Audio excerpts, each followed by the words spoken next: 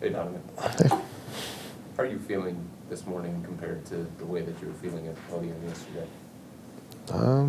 About the same. I went to sleep at about 9:30 in the morning. Woke up at 10. So,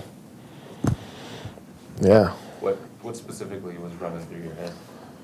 just not how I planned for it to end. It's tough. But like I said, trying to find that grace in it as well. We've accomplished so much as this group, and proud of the way we fought and competed.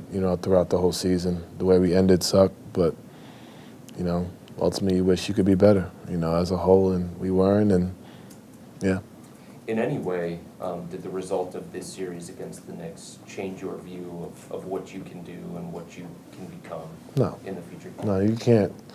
You can't let one series define you as a group or as a player and as an individual. I think we have a special group that can do a lot of different things and continue to grow. I had a playoff series against Houston.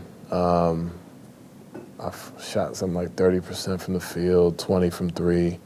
The last game of the elimination game in Game 5, shot 4 of 22 from the field, and that forever changed me, like as a player. Like that moment was always in my head. That series, and I haven't missed an All-Star game since that. Like it just changed my trajectory in a positive way, and I feel like everybody in that locker room has their own story of that, and I feel like this is a part of it, and I think this is a part of it for a team, and there's stuff that just motivates you and fuels you. There's going to be shit talking. It's going to be on IG. It's going to be on Twitter. They're going to talk about all these different things, but I think we have the group and the character, to push forward and continue to get better. So, no, I don't think it changes, the view of myself or anybody in this locker room. We just didn't do what we were supposed to do, and Giannis had a phenomenal quote yesterday, like, we failed, but we continue to push and continue to step and continue to build, and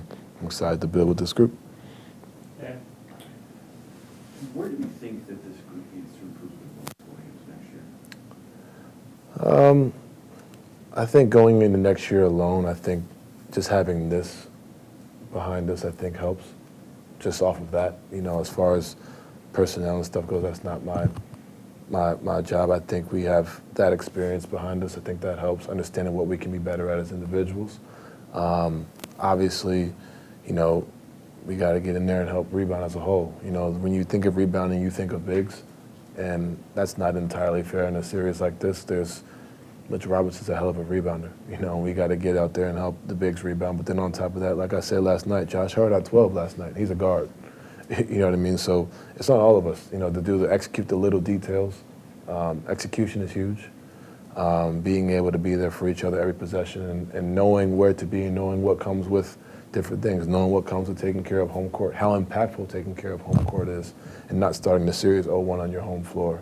How impactful it is trying to take one in New York. Like there's so many different things that you learn just over this course of, 10 days, 11 days, that'll help guys and, all of us, you know what I mean? So I think there's a lot of different things you can take and feel and get better at.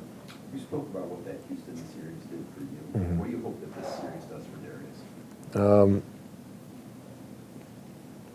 I don't hope, I know that it will motivate him, and I don't think he played poorly. Like I don't think he played as poorly as I did in that series. I'll tell you that. But I think he's a guy that doesn't need much to get motivated, and I think just being able to see the bright lights, see that, just to see it, not even just playing, just to see it, kind of he knows what he's working towards in the summer. He's a guy that didn't get to play much in college in that loud environment. Then coming here and not only having 2 seasons where he has, a winning season. So now it's like, oh, I get it. Like I see it. And, I'm excited for what he has to come in his growth as a player, and be alongside him. I'm excited. And also, in his career, I think, like I said, there's defining moments. There's different things that help motivate you. And, this will definitely be one of them. And he'll use it to get stronger and better mentally and, as a player, as a leader. Coach G. Defensively, you guys weren't bad in the series. No. What was the issue offensively besides just missing shots?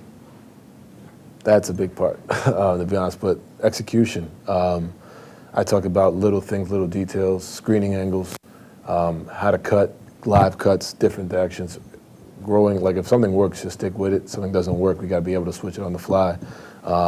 And a lot of that's us too as players, getting to know that, understanding how much spacing is involved, how much being able to get off of it and then respace and get into a spot.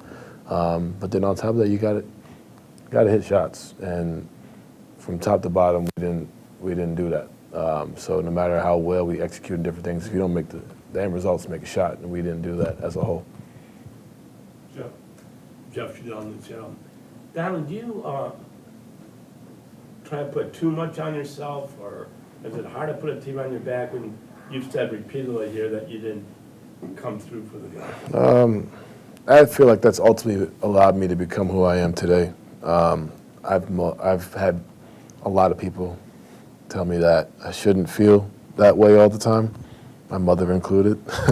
But, I feel like I said, I've been that guy.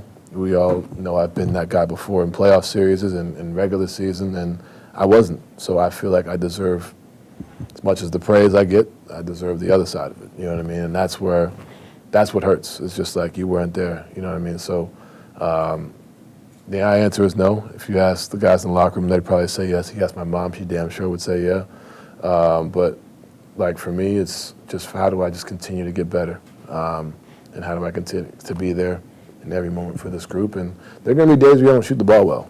That's going to happen. There's going to be days we don't shoot the ball well. But how do you find ways to still win throughout that? And how do you still find ways to be a leader? And, this summer, continue to work and give another crack at it next year. Donovan, we just talked to Jared and Ricky. Jared said even for him the lights were too bright, and Ricky said he didn't think that collectively you guys gave your best shot, gave your best effort. How much of it was mental, dealing with the moment? How do you kind of get past that as a team? This is different for me because I've always been the younger, guy. So understanding that you go into a situation where, I may feel a certain way, but, as a collective, we're not all the way there, and it's tough. It's one of those things you kind of just it's tough for me to sit here and say you got to go through it because it's you want to win in that time, but you have to. And I told a lot of guys in the locker room, if you go through your first playoff series in Madison Square Garden, you'll be all right. You know what I mean? It's just the fact of the matter. The place is different. You know what I mean? So, I feel like it.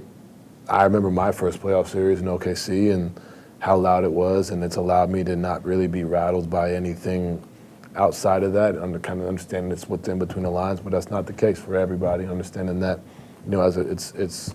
it's different when you don't have that experience. You know what I mean? And it's not an out, it's not an excuse. It's just a reality of it. And sometimes you got to I talk about it all the time. You got to touch the stove and you got to get burnt. You can tell us how many times different things are gonna come up, but until you see it, till you feel it, you know what I mean? As a collective, as a whole, you won't be able to continue to push forward.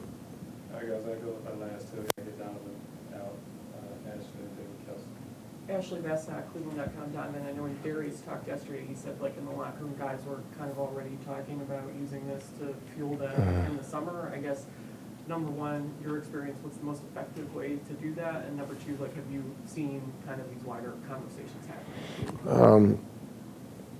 I don't know if I said this yesterday, but I told the guys, every time you get tired in the summer, every rep, I think I said that yesterday, right? That was my biggest thing. It's just use this as fuel. That's the only thing you can do. Like I said, it's gonna sting. We're done playing in April, and this is my second time in a row being done in April. So I know what that feels like, and understanding to use it to push forward, and understand that now you're not only prepping to have a really good regular season, you're prepping to have a really good regular season, but throughout the regular season, you're developing the habits that you'll need for April, May, June. It's not just playing the game of basketball. You're methodically thinking of different things. You know, when we see who do we lose to?